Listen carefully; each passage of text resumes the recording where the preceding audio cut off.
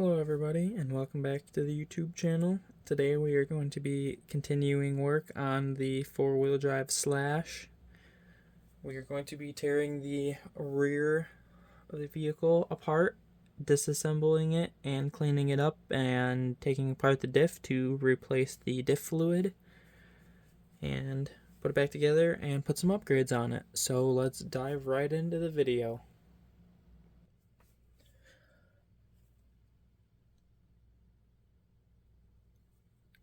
It may have been a little quick to explain it, but in the last video I explained that putting the screws back into the original screw holes of whatever the piece that you were working on is a good idea. I know that not everything can go back into its hole because it's either not together all the way or it's just not possible, and I do know that. But what you can do to combat that is to take the piece that the screws came out of and just put them next to it. Like I have a whole bunch of screws off camera over there, and I have them laid out above or next to the part that has come off.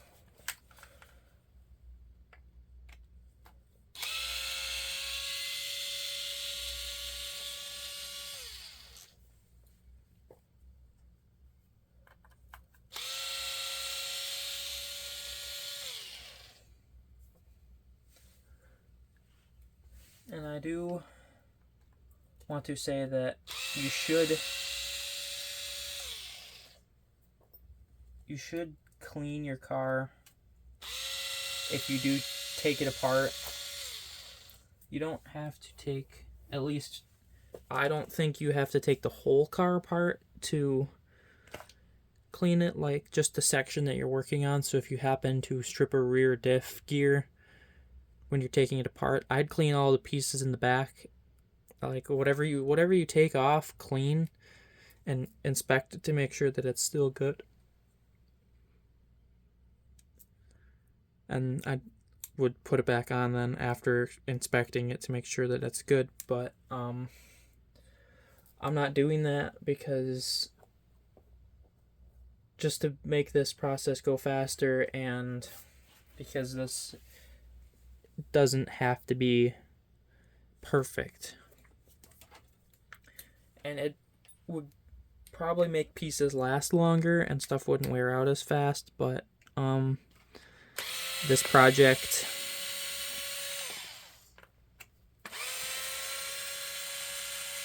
isn't one of the, this particular truck isn't one of the main vehicles that we drive.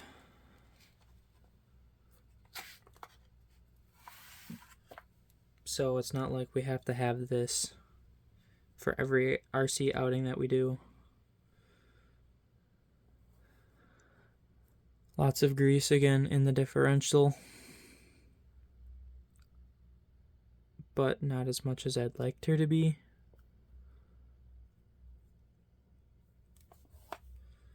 As well as it obviously being a very loose diff. It spins relatively easily. So let's crack into it. Bearing came off pretty easy. Other bearing came off pretty easy.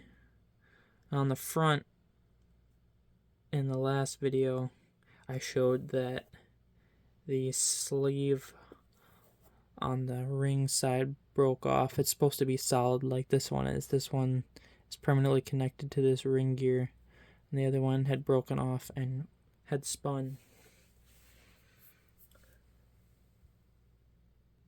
Alright, I have gotten the diff apart. I've cleaned it for the most part. Obviously there's still some grease in there, packed in the corners and stuff, but other than that, it's pretty cleaned out. Got the bearings, and here's the ring gear. Now, on the previous video, episode 2, when I took it apart, the sleeve came off with it, and it was in one of the bearings. I believe it's the bigger one. But this sleeve was not part of it, and until I got the rear diff apart, I couldn't show you, but this is how it's supposed to be. This is one solid piece. It's not pressed in there or anything. There's just a simple ridge where that ridge is where the seal sits on. So this goes in here, and that blue O-ring, which is like a X-ribbed, is what Traxxas calls it, but it sits in that ridge, and then that sits flush with basically where that grease is.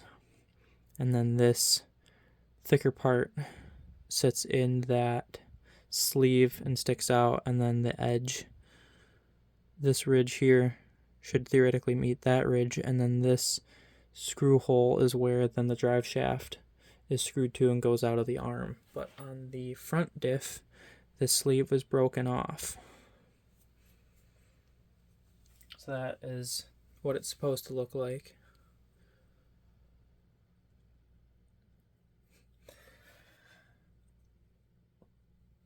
But now that I have the diff apart, it's time to put diff fluid back into it, and the more observant would have seen that I have the bottle lying here on the side, and it is starting to get to the edge of flowing. And that's been sitting there for probably about 5 minutes now, and it has not even come out of the bottle yet. That is how thick this fluid is. Going to put, now it's important to, whenever you have these apart, it's important to check to make sure that these O-rings are still good and to see if they're cracked or not. Because if they're cracked, they're going to leak fluid. It may be really hard to tell on camera, especially with all the junk on it.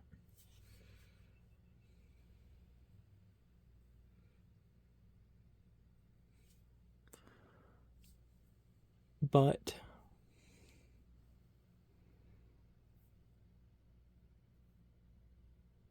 there's the O-ring, and it appears to be good. You want to check all of your gasket surfaces or rubber O-rings to make sure that they are in healthy condition.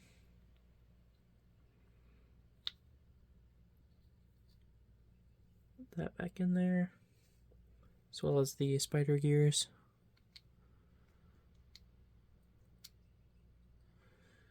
And even after this, after all that time, the fluid is just starting to come out.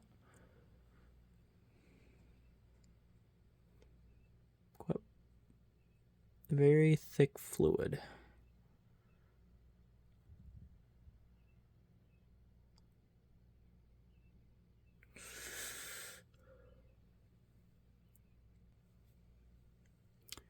Alright, several minutes has passed and the fluid is beginning to thin out. Very interesting about how thick it is. And drip it in there like that and get it to stretch and thin out.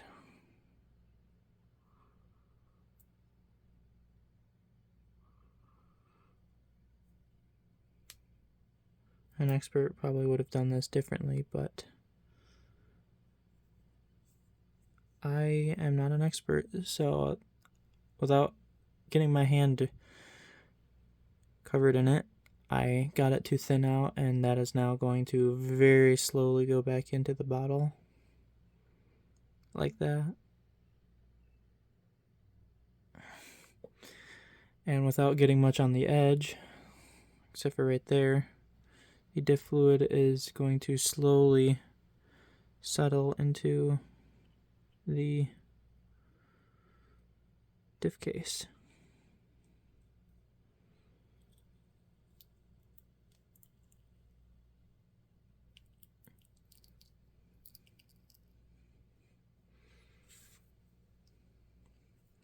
Now, if you want to really make it go faster, you can manipulate it with your finger. Just scrape your finger along like that, and it is still a fluid, so when you put your gasket back on, like this, it is going to push the fluid out of the way when you put your gasket back on like this.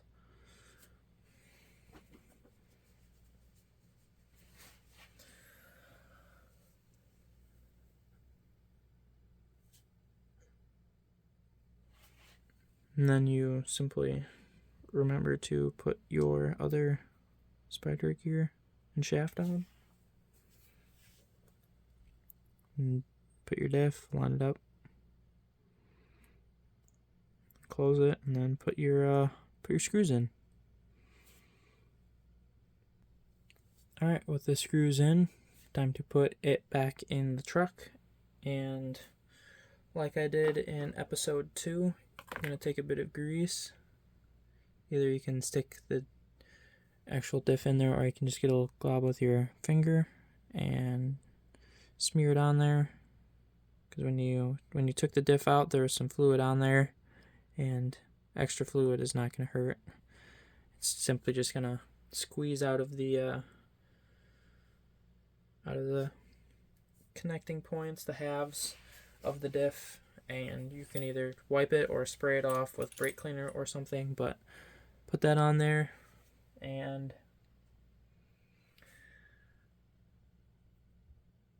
I don't think it matters what side you put the diff into, whether you put it on the half that you've taken out or if you're taking both sides out.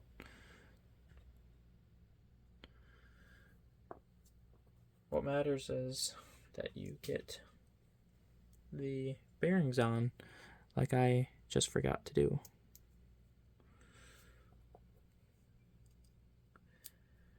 Put the bearings on, then you can put the diff back in, like such. Put the diff in, like so. And then you can reverse the process, put everything back on, and come back. Alright, got the rear end reassembled from the diff, taking it apart. And now it's time to install the upgrade bits. These drive shafts I mentioned in the last episode, but these are from eBay. And I believe I paid $18 for the 2 drive shafts, and they are a pretty heavy steel. I've put them on an overgeared, crazy fast slash, and they are perfect, as you can see, in condition.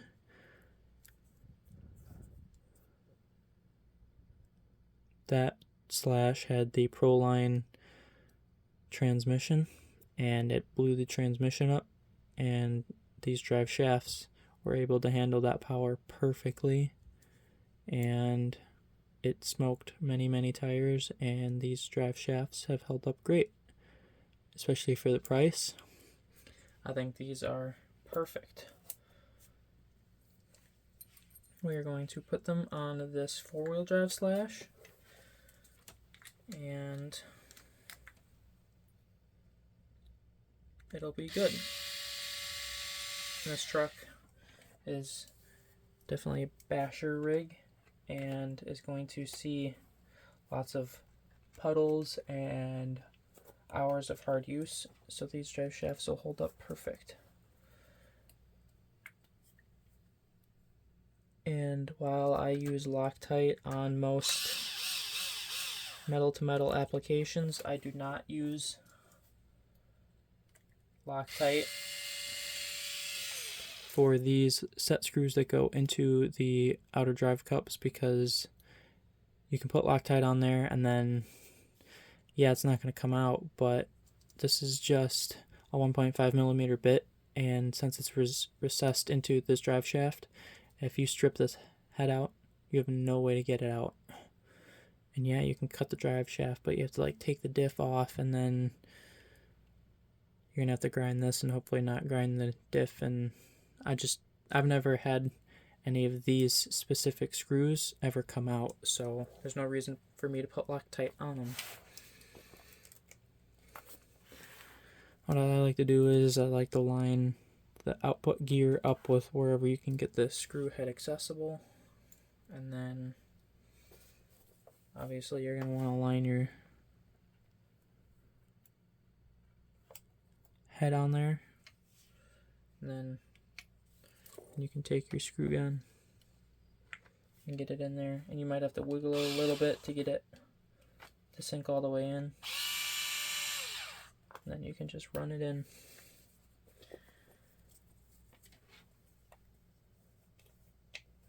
Now that that's done, I'm going to take our rear hub carriers, which I've inspected and they're good.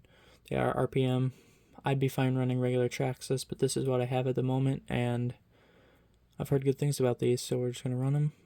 They're lightly used, but they'll be good. And there's a little bit of grease in there from the previous vehicle, but that won't matter too much. These are, I believe, fast eddy bearings. I just buy a generic kit, and whatever bearings go bad, I put these in. Ever since I started putting marine bearing grease in bearings, I've not had any bearings go bad, but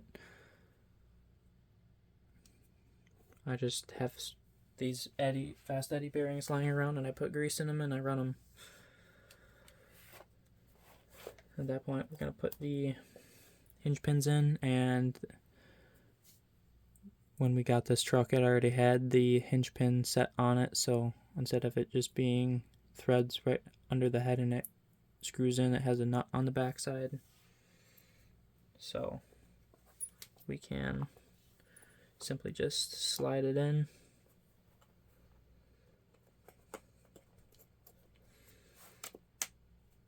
and put the nut on.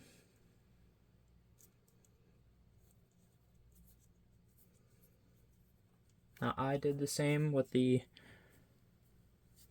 tie bar up top. Screw the nut on the back side, put it all on, and tighten it up and bring you back. Alright guys, I finished the rear of the truck up. I think it looks pretty good. Drive shafts are in solid. Hubs, everything lines up. Looks good.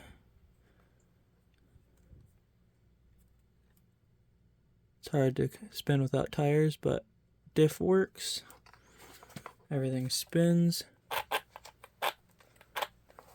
Now it's time to put the finishing touches on, such as the fan, as well as the motor end cap, which this truck is missing. Now it's time for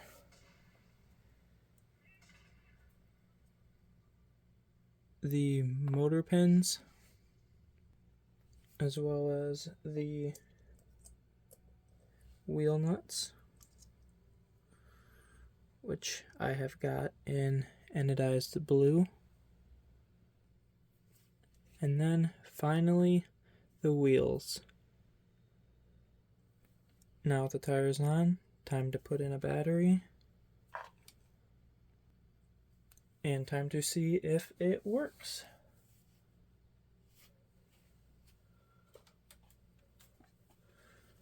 Turn the remote on. Power on the truck.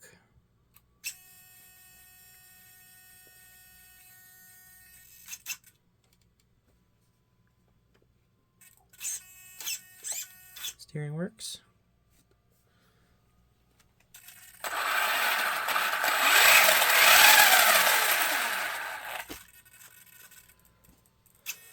Runs good.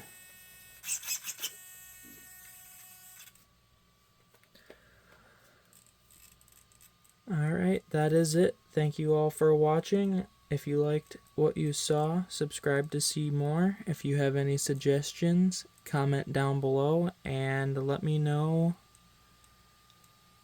what you guys would like to see next. Thank you all for watching.